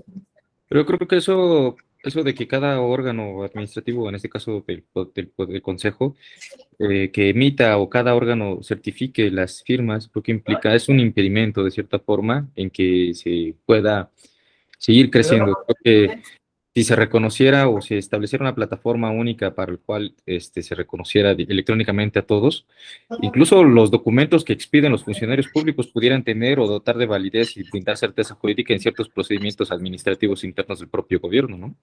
Creo que eso denotaría y haría más fácil los trámites administrativos incluso. No, tienes mucha razón. Por eso es que el Poder Judicial de la Federación, una vez que fue implementando, digamos, poco a poco estos mecanismos, a partir de digamos, de los últimos años, en el 2011, 2017, en el 2020, digamos que ya dio como este paso muy decidido justamente a tener una plataforma única, ¿no? Una plataforma única donde todos puedan tener el mismo acceso para solicitar una firma electrónica. Por ejemplo, esto desde los funcionarios, ¿no? Me explico, los funcionarios del sistema judicial y la FIEL, por ejemplo, el tema de la FIEL, si bien es cierto que es el Poder Judicial también certifica los datos que constan en esa, digamos, toda esta cadena de datos, ¿no? Que viene como firma digital, también está avalado por la Secretaría de Hacienda y Crédito Público, ¿no? Entonces, ahí sí hay un respaldo de, digamos, autoridades serias, ¿no?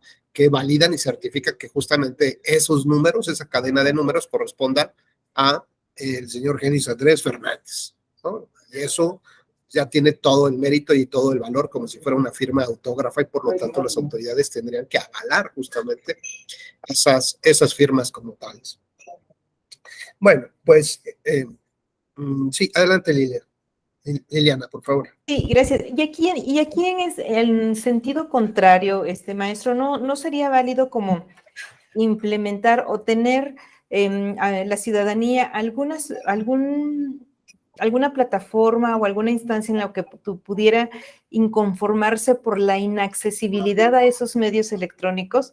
porque si bien hemos analizado en este diplomado que efectivamente hay una brecha digital todavía, ¿no? Porque que impide que tengamos esta cobertura en absolutamente todo el territorio nacional, por llamarlo de alguna manera, pero hay instancias gubernamentales también en las que, a pesar de todas estas actualizaciones que hemos tenido para los trámites electrónicos, que como bien lo dice, no son todas ni son muchas, pero que hay, por ejemplo, entidades como se me ocurre por mencionar algunas, ¿no? El FOBISTE, el ISSSTE, que son, que tienen instancias a nivel nacional, pero que si tú estás en un lugar distinto, o si no estás, por ejemplo, si yo estoy en San Luis Potosí y quiero hacer un trámite en Ciudad de México, no lo puedo hacer desde San Luis, sino que tengo que trasladarme, ¿no?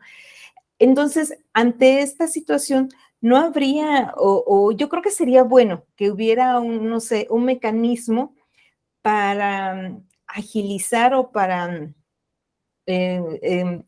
tratar de que esas instancias pudieran lo antes posible implementar esos mecanismos también para la atención ciudadana, porque si bien hay quienes necesariamente lo van a hacer de manera tradicional, pero también hay quienes también están interesados en una forma más ágil de lograr estos trámites, estas gestiones, ¿no? Mediante estas formas. Sí, fíjate, Lili, que de hecho yo hace varios años había escuchado de una propuesta que traían para el sector salud, unas empresas para el sector salud, de tener una especie de credencial que digamos que fuera como tu archivo médico, ¿no? Tu expediente médico. Entonces así a cualquier clínica que fueras, en automático iban a salir pues las últimas recetas, todos tus estudios de gabinete, o sea, absolutamente todo. Y eran simplemente una credencial como las de Liverpool y todas estas ¿no? Pero tenían unos chips que funcionaban con tecnología RTF, creo que así se llama, ¿no? Es decir, que hay una gran nube que administra toda esta información y cuando tú incluso la pones sobre tu celular, ¿no? Si tienes desplegada esa aplicación, en automático, nada más poniendo la credencial o la tarjeta esta sobre tu celular, en automático se despliega. Entonces así, pues, imagínate, no, pues es que le traigo a mi hijo, porque, ¿y qué tiene? No, pues es que ya no me acuerdo ni qué medicina le dieron y la mamá está toda preocupada, no, pues hay que pedir su expediente. O vaya a su clínica, oiga, pero es que me acabo de cambiar de colonia, ¿no? Bueno, pues imagínate la gran ventaja que tendría en el conocimiento de la información inmediata, tanto para médicos, pacientes. Y la verdad es que no sé si se haya implementado a final de cuentas esta tecnología RTF, o algo así se llama, y para que todos tuvieran por lo menos ahí en esa credencial, por lo menos la cartilla de vacunación, ¿no? Y así a donde te presentaras, pues ahí estaba registrado, nada que un papelito ahí. Y ahora que la vacuna COVID, pues es un papelito y si la perdí, pues no, ya no te pueden aplicar la segunda dosis porque ya perdiste. En fin, sí sería muy importante, ¿no? Y sobre todo, digamos, no es algo que no nos merezcamos. Lo dice el artículo 6º constitucional. O sea, el Estado está obligado a incorporar a la sociedad a esto que le denomina la sociedad de la información y del conocimiento. Y a lo mejor dirán, pues que ya les puse internet, ¿no? En las calles, en algún lugar, puntos de internet. Pues sí, este es un puntito, digamos, un básico y mínimo, pero necesitamos acceder a otros niveles de conocimiento, ¿no? Y si yo no tengo computadora, ¿cómo le hago, no? Y si no tengo, y si no sé manejar una computadora, y si no sé lo que es el internet, ¿de qué me sirve, no? ¿Cómo busco la información? Así que es uno de los grandes retos, pero que está establecido en el artículo 6º, ¿eh? O sea, no es de que quieran o no quieran, es de que están obligadas las autoridades y además nosotros como comunidad tenemos el derecho fundamental de exigirle a un juez que ordene a las autoridades que lleven a cabo esta implementación del artículo 6º constitucional. Y, de modo, los jueces tendrán que resolver a nuestro favor, definitivamente. Bueno, y viendo los temas ya un poco de lógica y de sentido común, ¿no? ¿Qué pasaría, por ejemplo, si varios abogados o varios autorizados en un expediente quieran consultar electrónicamente las constancias, ¿no? La pregunta, José Luis Colín, si estás por ahí, si eres tan gentil, en tu sentido común y en tu lógica, ¿cómo computaría la autoridad el momento en que se les notifica? Si hay, por ejemplo, 5 personas que van a consultar ese expediente, ok, bueno, o si quieres conectarlo por chat también, y si no, alguien más que quiera participar, por favor. Sí, deben estar nombrados en el asunto, pero son 5. ¿Cómo hace la autoridad para saber en qué momento, digamos, se lleva a cabo la notificación de esa providencia o de ese acuerdo? Sí, pero digamos en esos 5, de esos 5, el último que lo abrió, el tercero, el primero.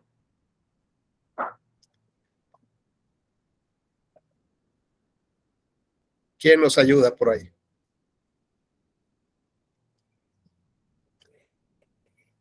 Genis, adelante. Ya está, José Luis. Con el primero sería dado por notificado, efectivamente. Entonces, el propio sistema registra quién fue el primero que abrió. Oye, el programa está autorizado, no importa. Si son 10, ¿no? Luego ya se ponen toda una serie ahí de nombres. Pues con el primero que abra el archivo, a partir de ese momento se da por notificado para todos los efectos legales. Oigan, ¿y esto es cierto? ¿Esto es legal? O sea, ¿este tipo de notificaciones son legales así? ¿Así funcionan? ¿O tiene que haber como una constancia de que efectivamente, ¿qué tal si yo lo abrí y se me fue? ¿No? ¿O qué tal, Lili, si no lo abro? Digo, ya salió la resolución, ¿no? Mejor me hago baja y no la abro. ¿Qué pasaría ahí, Lili?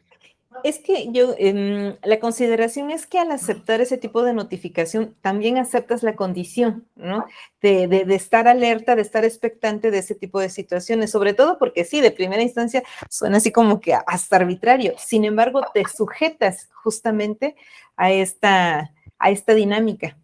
Claro. Oye, Lili, pero ¿y qué hacemos en el caso de que pues no han querido abrir la notificación? Sería tal vez, no sé, porque también puede pasar, ¿no? Como una especie de... Sí, no quiero ver, no quiero ver, no quiero ver, no quiero ver. No lo veo, no lo leo. Y mientras yo no abra, ¿Con el envío? no. O sea, sí, pero no.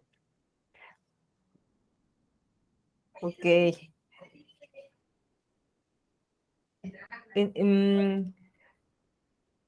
No, es que tendría que ver, no se me ocurre. Bueno, pues justo lo que dices, Lili, con el envío y tienen que pasar 2 días, ¿no? Todas las notificaciones, no, Alondra, fíjate que aquí en este caso no hay apercibimiento de que abras tu correo, porque tampoco lo vi, ¿no? Tampoco lo leí, tampoco lo abrí. No, aquí digamos todos los procedimientos por disposición de ley en algunos casos y en otros por criterio de interpretación y otro por lineamientos. Ya vimos que hay estos 3 niveles. La ley expresamente lo señala, otros son mediante interpretación de los organismos, y el tercero puede ser ya por un tema de desarrollo de lineamientos, ¿no? Como tal, se establece que son 2 días en los cuales, digamos, es un plazo razonable, ¿no? Para que las personas abran sus correos, ¿no? Sobre todo, como decía alguien por ahí, a ver, está la obligación de estar al pendiente de los correos, ¿no? Porque como dice nuestra compañera Lili, bueno, el hecho de que yo acepte formar parte de este esquema, pues también asumo los compromisos y las obligaciones de este acuerdo, ¿no? Que deriva entre el Poder Judicial de la Federación y su servidor. Y si quiero que me notifiquen electrónicamente, estoy obligado justamente a estar atento de las notificaciones. Y si no, bueno, imaginemos el caso de que, pues, una vez, como dice Lili, una vez que se envía la información, te damos 2 días para que la veas. Si no, al tercer día lo tomamos en consideración de que ya la viste, ¿no? O sea, ya está. Y a partir del tercer día, estimamos como inicio del cómputo de los plazos para los efectos que procedan, ya sea para la interposición de un recurso o para un tema de situación jurídica, como quiera que sea. Es decir, a partir de ese tercer día ya inicia inicia justamente los plazos de este cómputo.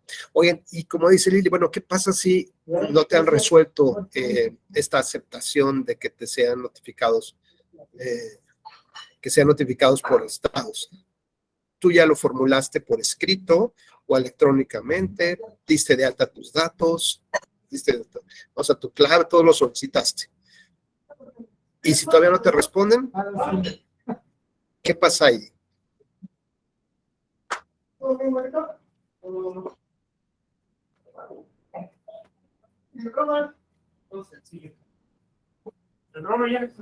¿No aplicaría ahí la posibilidad de la negativa ficta? Podría ser. Y entonces todas las actuaciones tendrían que ser nuevamente de manera física, ¿no? Hasta que tengas la respuesta de aceptación por parte del tribunal, ¿no? Así que mientras no tengamos ese acuerdo que declara favorable el que te vayan a notificar por correos electrónicos o a través del sistema, todo tendría que ser como a la antigüita. Y eso implica que no vas a poder tener accesos a la plataforma para enviar promociones, nada de esto, ¿no? Evidentemente. Todo tendría que hacerse igual a la antigüita hasta no tener el acuerdo favorable para tal efecto. Ahora, una cosa es registrarse en la plataforma, ¿no? Yo ahorita me puedo registrar en la plataforma, puedo dar mi correo electrónico, tener una clave y hasta ahí, pero eso no significa que ya estoy autorizado o autorizando para que en una causa específica me sea notificado las distintas actuaciones o yo intervenir en ese procedimiento, sino que tendrá que entrar a un link particular. Ya una vez que me doy de alta, entro a un link particular y ahí aviso bajo qué procedimiento, número de expediente, mi nombre y mis datos estaría yo interesado para que se me notifique por correo electrónico, ¿no? Es decir, ya utilizar esta plataforma. ¿Qué se puede lograr con toda esta plataforma? Bueno, pues muchísimas cosas. La verdad es que tenemos posibilidad de presentar demandas. Hay algunas que incluso no se requiere la firma digital. Por ejemplo, aquellas que importan la vida, ¿no? No se requiere, evidentemente, una firma digital. Entonces se puede presentar de esta manera. Y otras, bueno, sí se requerirá la firma digital. ¿Cómo obtengo la firma digital? Bueno, pues ya vimos que tendré que obtener primero que nada la fiel, darme de alta y obtener la fiel correspondiente. Así que vale la pena que todos tengamos de una vez nuestra fiel por cualquier día que se vaya a necesitar, de una vez tener ahí nuestros registros y nuestras firmas electrónicas para cualquier cosa que se ofrezca. De esta manera, bueno, podemos generar las promociones necesarias, podemos apoyar, ver cuál es el trámite que ha llevado el expediente, consultar resoluciones, recibir notificaciones por vía electrónica, participar en las audiencias y diligencias que se puedan llevar a cabo a distancia, pero en tiempo real, por ejemplo. Y aquí lo interesante es cuáles más o menos son los lineamientos que se siguen ya en concreto, ¿no? Todo esto lo encontrarán ustedes en la página del Consejo de la Judicatura Federal y en los acuerdos 8 y 9 de la Suprema Corte de Justicia de la Nación, 8 y 9 de 2020. Viene todo descargado ahí en manual, que es un poco lo que de manera breve más o menos iremos describiendo. Bueno, el primer punto es que necesitamos generar certidumbre, ¿no? Y la certidumbre tiene que ser en los dos expedientes, el expediente electrónico y el expediente físico. Así que todo lo que haga, todo lo que se mueva en un expediente físico tendrá que tener su respaldo en el electrónico. Y entonces, ¿quién tendrá que subir la información? Bueno, pues las personas, los servidores públicos que estén destinados para ello. ¿Cómo? Pues a través, por ejemplo, de las firmas electrónicas. Oye, y si se recibe una promoción electrónica, bueno, pues tendrán que imprimir esa promoción, descargarla, imprimirla y agregarla al expediente electrónico. Lenin, ¿crees que se necesite alguna certificación de algún actuario o de algún secretario para decir, doy fe de que estamos descargando la información, incorporándola O sea, doy fe de que esta información llegó por correo electrónico, ya la descargué de la plataforma y luego ya la bajé y ya la imprimí y ya la agregué. ¿Se requiere alguna certificación especial? No, con incluso la misma plataforma, ¿no? Al momento de descargarla, pues aparece ahí que alguien ya la descargó o que el usuario la descargó. Es correcto, entonces no se requiere ninguna intervención adicional, entonces esto agiliza también mucho la integración del expediente. Como bien dice el compañero Lenin, en automático la plataforma se recibe de la plataforma, se descarga, se imprime y se incorpora al expediente. Por lo tanto, tienen que tener, es como un expediente espejo. Todos los documentos y promociones deben de tener este orden cronológico, ¿no? Atender exactamente lo mismo. Lo mismo que ves en físico debe estar en, digamos, en la nube o en la red, como lo quieran ver ustedes. Esto significa que los expedientes electrónicos se integran con toda la actividad judicial, con las promociones de las partes y demás constancias como anexos, y por lo tanto este servidor público deberá integrar todos los expedientes, el electrónico y el impreso, a partir de toda la información que vayan poco a poco recibiendo, y la certificación será su propia firma, ¿no? Todas las actuaciones que lleve a cabo este servidor público van a tener que ir respaldadas por su firma electrónica, por su firma digital, que validará justamente, certificará, dotará de certidumbre y de seguridad jurídica a las partes de qué es lo que está pasando en ambos casos.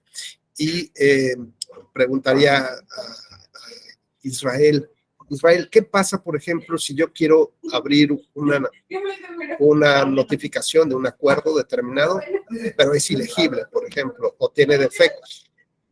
¿Qué sucedería ahí? En todo el sentido común, créanme que es el sentido común es lo único, ¿no?, que se va regulando.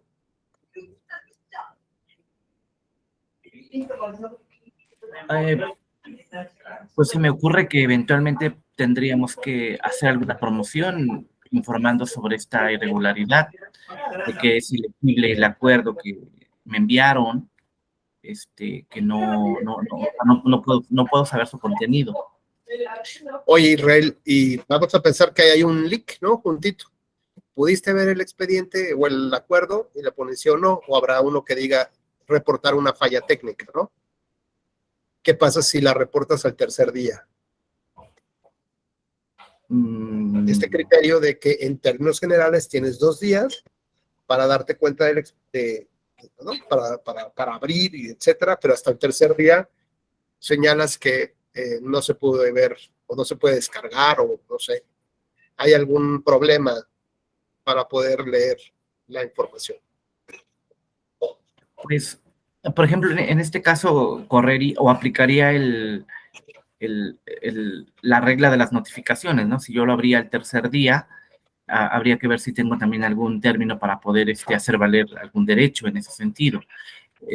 Que eso es lo que ocurre, por ejemplo, con las notificaciones de Suprema Corte. Suprema Corte te las manda a tu correo y te dice, si en 2 días no lo abres, automáticamente se da ya por notificado, ¿no? Aunque tú no lo hayas abierto, ya te lo cuenta así. Pero, pues se me ocurre que eventualmente podría ser, pues seguir la regla de estas notificaciones y aplicaría hasta el momento en el que, bueno, ya hubiera corrido un día, ¿no? Es que también es parte de la responsabilidad que cada uno se sujeta al entrar a esta dinámica distinta, digamos, ¿no? Claro, justamente como señala nuestro compañero Israel, hay un plazo en términos generales de 2 días para abrir, para darte cuenta de qué actuaciones son las que se están llevando a cabo, y esta información que tú debes hacer llegar de manera inmediata de una falla en el sistema, justo tiene que ser inmediato dentro de estos 2 días. De lo contrario, te tomarán cuenta como si ya fueras notificado. Y esto, bueno, pues ya estará sujeto a otro tipo de procedimientos, pero digamos dentro de la normalidad y lo ordinario, llamémoslo así, es que tengas ahí un link donde puedas reportar una falla y esa inmediatamente, bueno, se pondrán en contacto contigo y una vez que si se detecta que efectivamente, digamos, el acuerdo es favorable de la falla técnica, lo lógico es que tengan que volver a subir la información, ¿no? Habrá una, digamos, una certificación de la razón por la cual se está subiendo de nueva cuenta la información, ¿no? Entonces, ¿para qué? Pues para que le dé certeza a ambas partes de que no hay un favoritismo, que no hay una parcialidad que beneficie a alguna de las partes concediéndole un plazo adicional, ¿no? Para que pueda después interponer un recurso, ¿no? Sino que tendrá que ser justo inmediato dentro de esos 2 días. Adelante, Liliana, por favor. Y en ese caso, el término correría a partir de que se envía esa segunda notificación con la corrección técnica. Es correcto, sí. Se hace cuenta como si lo primero no hubiera existido, ya el segundo, donde se acepta que efectivamente hay un error técnico, se elabora una certificación, ¿no? Señalando que la persona fulana de tal reportó, intentó abrir la notificación, reportó la falla, el área de sistemas encontró, detectó que efectivamente había este problema y por lo tanto se emite de nueva cuenta el acto, ¿no? O sea, se sube nuevamente a la plataforma, se sube nuevamente al sistema y a partir de ese segundo, llamémoslo así, o de esta corrección, ya realmente empieza a computarse los plazos correspondientes. ¿Sale? Muy bien. Bueno, pues en estas ideas, lo importante es garantizar los principios de certeza, de validez de los expedientes, así como de las firmas, ¿no? Ahora, si bien es cierto que nos da la posibilidad desde presentar demandas, hacer las promociones, que las autoridades suban la información de los acuerdos y que sean notificados a partir de esta vía, pues evidentemente esto agiliza muchísimos de los trámites, ¿no? Como tal. Pero, digamos, aquí incluso para conocer las resoluciones de los distintos procedimientos, pues sí, justo nos da esta oportunidad de tener una justicia mucho más eficaz, mucho más eficiente, pero insisto, el reto no nada más es la implementación, sino ahora es cómo lo masificamos, cómo capacitamos en términos del texto constitucional para que todos tengamos esta facilidad de incorporarnos a esta manejo de las nuevas tecnologías y de estas plataformas. Insisto, no solamente para los jueces y los funcionarios, sino para todos. Ahora, ¿qué pasa, por ejemplo, en el caso de que se ejerza un control constitucional derivado de un procedimiento judicial que no tenga plataforma? Por ejemplo, de un Tribunal Superior de Justicia de un estado, del estado que ustedes quieran, y que esa resolución sea sometida a un control constitucional por la Suprema Corte o por un juez de distrito. Bueno, pues en la lógica, aquí habría 2 temas. El primero de ellos es que, digamos, aquí ya estamos hablando de una interacción de los órganos del Poder Judicial de la Federación con órganos externos, ¿no? Con distintas autoridades. Y para ello se pueden establecer diversos acuerdos de colaboración, ¿no? Convenios de colaboración con los tribunales, con los jueces, digamos, con los titulares, para el efecto de que puedan participar, ¿no? En esta interconectividad con el Poder Judicial de la Federación. Así que, bueno, habría, digamos, a partir de estos convenios, la obligación de los tribunales locales de digitalizar todos los expedientes a efecto de que puedan contar justamente, que ya les llegue integrado el expediente a los jueces de distrito o en el tema de los colegiados, en fin, ¿no? Eso es muy importante. Sin embargo, bueno, pues los grandes retos que se tienen es que pues, muchas veces los poderes judiciales locales no tienen recursos. Segundo, no tienen los especialistas, ¿no? Que implementen los mecanismos necesarios para ello. Y entonces eso abre un gran nicho de oportunidad justamente para los abogados digitales, ¿no?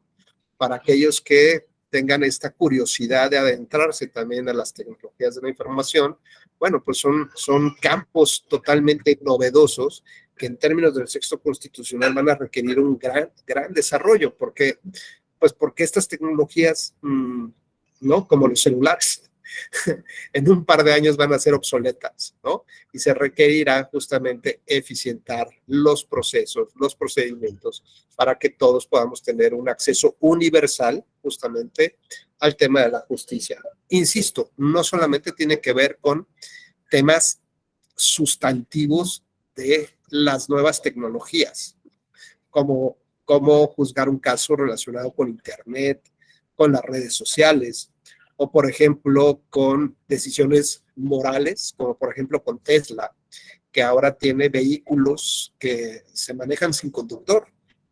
Y entonces que el vehículo, a partir de distinta información que percibe en el contexto, ¿no?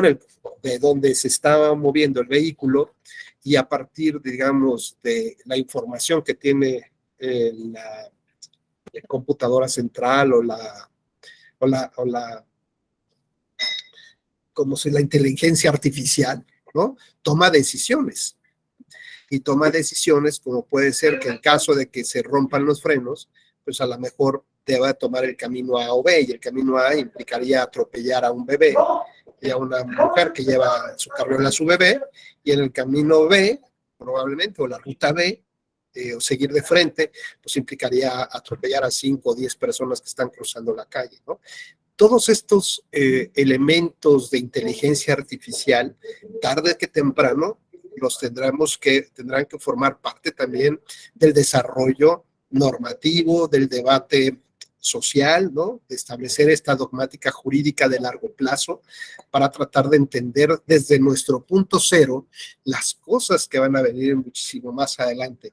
O por ejemplo, con las nuevas tecnologías, ustedes saben que por ejemplo, ahora en Internet se pueden comprar muchos productos, ¿no? Hay plataformas que venden muchos productos. Bueno, pues un producto son equipos que representan un acompañamiento humano, ¿no? Como las famosas muñecas o muñecos inflables, ¿no? En específico, en concreto. Bueno, pues el desarrollo de las nuevas tecnologías, de la inteligencia artificial, hoy nos ha llevado, por ejemplo, a que se puedan comprar estos dispositivos, por llamarle de alguna manera, estos dispositivos por Internet, pero que realmente son robots que ya aparecen y tienen textura como de un ser humano, como tal, ¿no? Bueno, pues eso, digamos, forma parte de los actos del comercio, forma parte de los contratos con empresas que están en cualquier parte del mundo.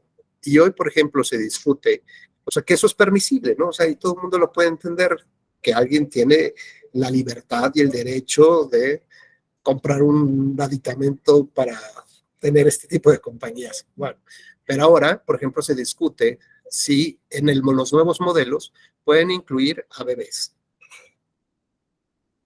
o representación de niños de 6, 7, 8 años, por ejemplo, 10 años, ¿no? Si esto sería parte del comercio o no, no sería. Todo depende de los nuevos valores o de estos principios que como sociedad democrática empecemos a trazar a partir del punto cero en el cual nos encontramos. Pues yo quisiera platicarles muchos más temas que están relacionados con la manera de llevar a cabo la forma de presentar una demanda ante los juzgados de distrito, el tema de esta comunicación que debe existir de la Suprema Corte con los congresos, por ejemplo, en tratándose de temas de controversias y de acciones de inconstitucionalidad.